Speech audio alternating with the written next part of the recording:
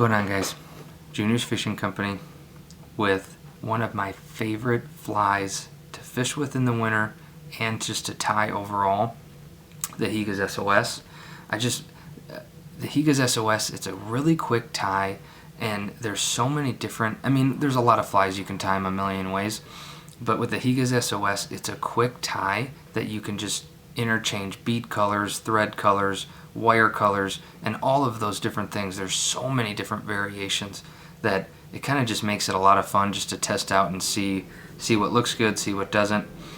Today I went with just a darker, mostly green, it is all green. I've got a size 12 Umpqua U202. Really, size 12 is kind of the biggest I'll tie in these. I tie a lot of 14s. Really, 12 and 14 with this jig is what I primarily tie on. For the bead, I went with a 5/32 fire hole and dark olive. This is a slotted bead, but these are kind of expensive. These are like 10 bucks for 28 though. And in my opinion, you just really can't tell much of a difference anyway. Plus, I really like this dark olive color. For the dubbing, I just went Wapsi, super fine, dry dubbing. This is blue wing olive. It's a really dark green. And I was just going for a darker bait. For wire, I really like brassy, but I went medium olive on this one. The tail is just green pheasant tail fibers. The Krystal flash that I used is peacock.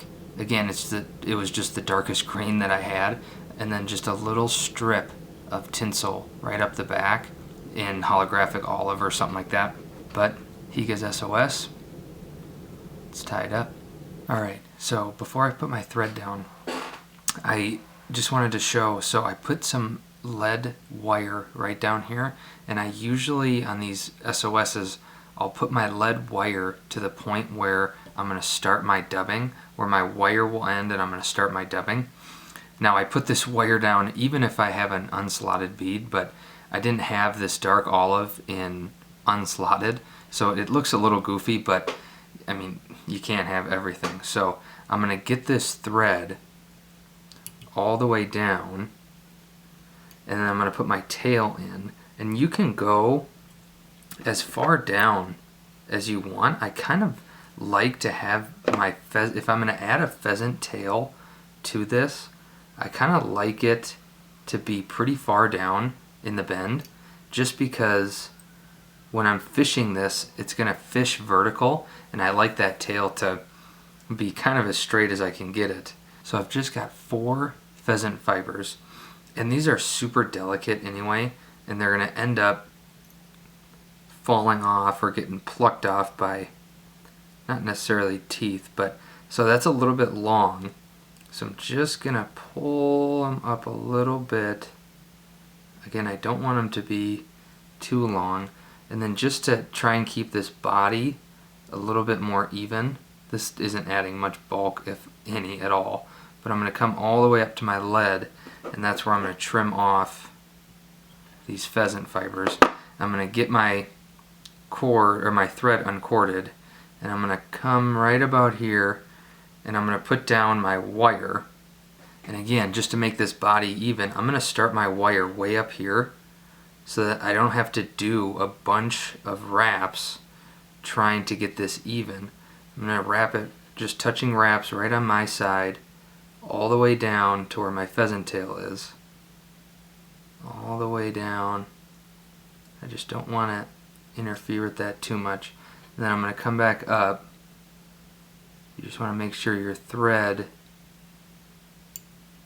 is uncorded as much as you can get it.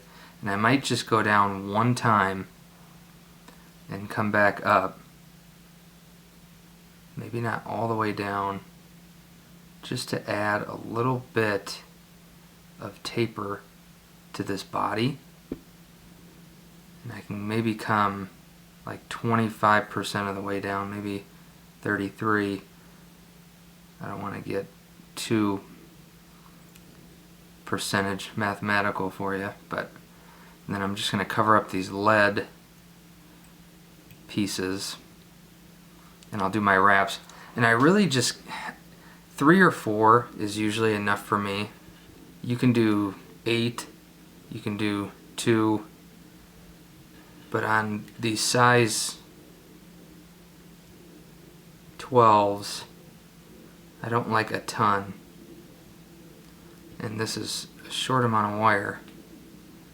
So I'll get that wrapped, maybe just one more, and I'm going to end up wrapping off on this anyway. But I'm going to keep a lot of tension on this wire. If I let go, it's all going to loosen. It's not necessarily going to unravel, but I don't want this wire to loosen up too much, because otherwise that wire is just going to unravel just a little bit and it'll be loose. So I'll helicopter this off and discard my waste. So now I'm going to put down, I'm not sure exactly what color tinsel this is. I have a bunch, literally a bag of tinsel just from old skirts and stuff like that. This is kind of like a holographic olive, I would guess. Maybe a light olive because it's not too dark.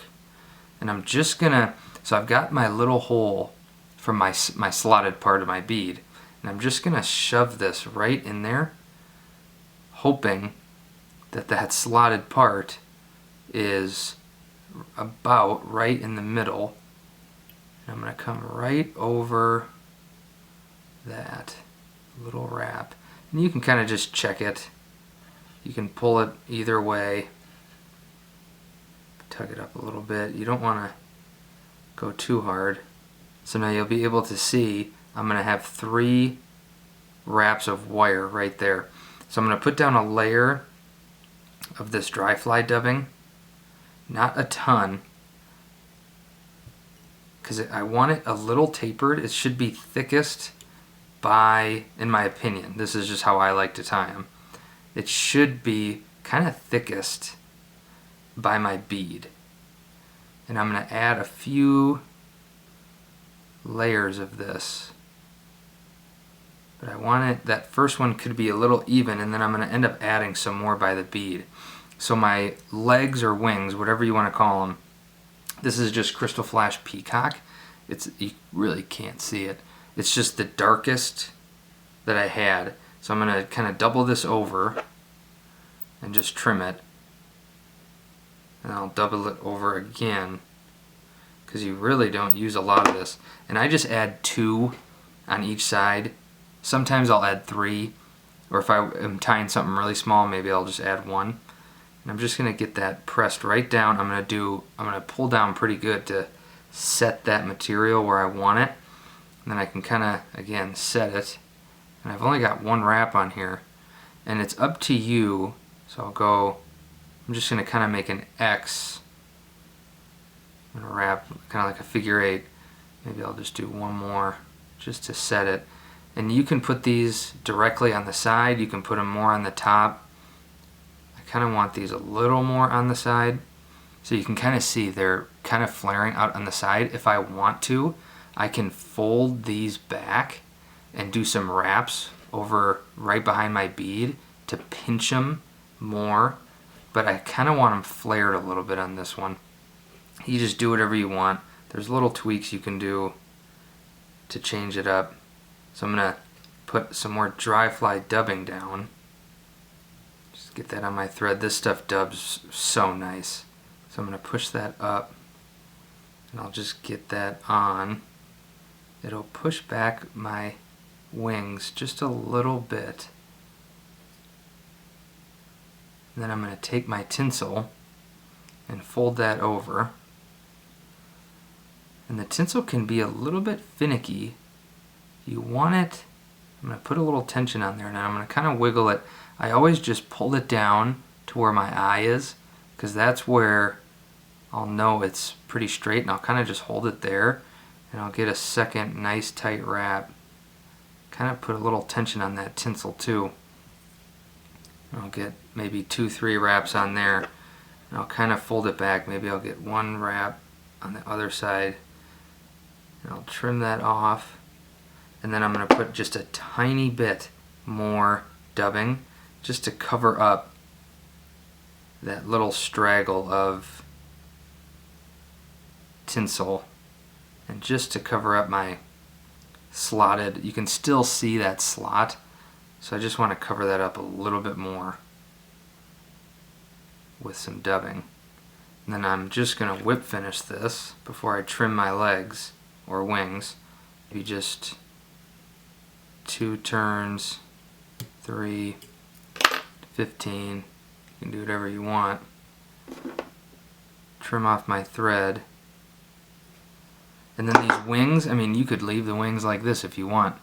I usually pull these back and I go to either my right by my tail, that first little bit of wire. I don't know if you can see that first little bit of wire, or my first full wrap.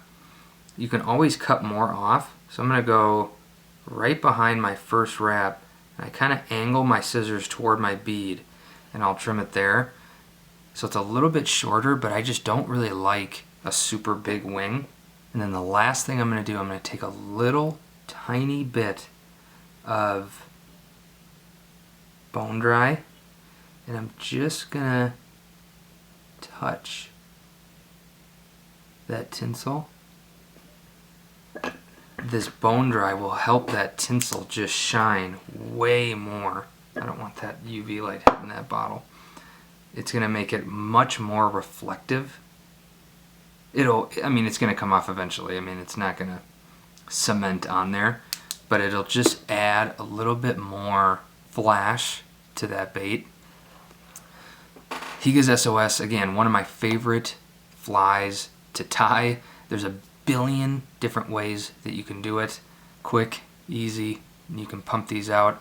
Junior's Fishing Company. Like and subscribe. See you on the next one.